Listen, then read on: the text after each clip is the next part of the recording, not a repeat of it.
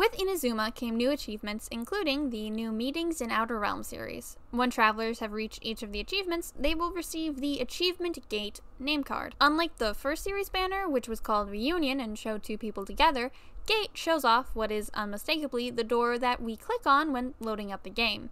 And, well, this is probably just a cute little nod to the fact that we're entering each other's world, and it doesn't really mean anything. I've been overthinking stuff my whole life, and I'm not about to stop now, so let's overanalyze. To start, what exactly is that door? Well, like a lot of people pointed out when Dragonspine first came out, the Sky Nail has the same architectural style seen in the loading screen, and the nail is supposed to be from Celestia. There was once a civilization who lived on Dragonspine named Sal Vindiganier, and, like Conria, they questioned the heavens, which led to them receiving a divine punishment. Instead of a curse turning everybody into an abyss mage, though, the people of Dragonspine were pushed into an unrelenting cold that just kind of took everybody out and forced them to flee. With the nail being from Celestia, it would make sense then that the area we're at during the loading screen is also Celestia, and I'm pretty sure that that's just sort of an accepted headcanon in the community at this point, but with that established, it's safe to say that the door on the name card is also Celestia. Ergo, we can assume that Celestia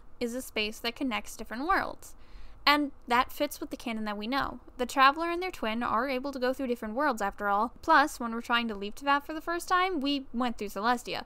Which means that Celestia is probably something akin to a hub world, like in Minecraft servers where they're filled with mini games and you got that one little hub area that you all start in and respawn in and you get, yeah, you know, that stuff. Just not as blocky. This idea also makes sense with what Celestia stands for. The heavenly principles that the unknown god was trying to uphold is destiny, and those who have managed to ascend to Celestia are said to watch over Teyvat. This suggests then that there are meant to be some form of watchers over history throughout the different multiverses, ensuring that destiny unfolds as it's supposed to. This would also explain some of the repercussions of the calamity and the punishments that people of Celestia can give out, such as changing the threads of Conria's fate so that they would all be made into abyss mages, or removing death from Dane's fate so he would be immortal, and even sending us and our twin to different times. But logically, there can't just be different versions of Teyvat in this large array of worlds. If there was, it wouldn't make sense that our traveler would not understand anything about Teyvat's culture.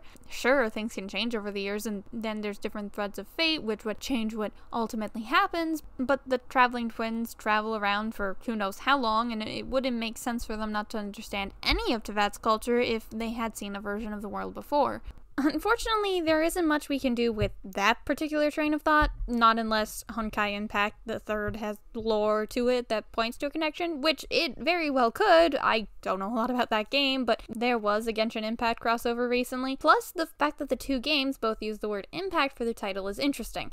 After all, titles mean a lot about the story, and there's no particular reason for them to name their games in such a similar manner. It can't even be a marketing trick that kind of like showing that they're by the same people, because the newest MiHoYo game is called Tears of Themis. But again, that's all pretty speculative, and all of it is out-of-game evidence. I mean, all of this is speculative and relatively absurd when you really think about it because it came from a single name card, but going back to what I was saying before I got sidetracked, if the door we see during the loading screen is a part of Celestia, and that same door is what allows others to enter our world, then that would mean that every iteration of the game is canon. No matter if you went with Aether or Lumine, Max the Traveler, or have completely ignored them and left them at level 1, it's all canon. Which raises an interesting question about the people we pull.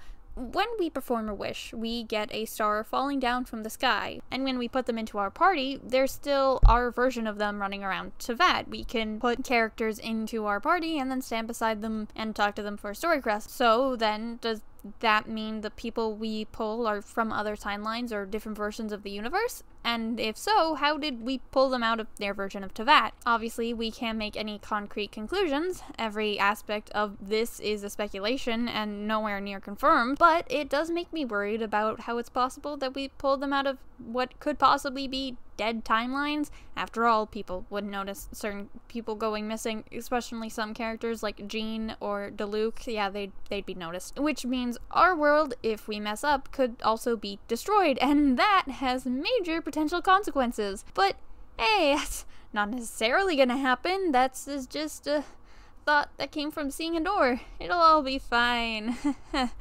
I hope.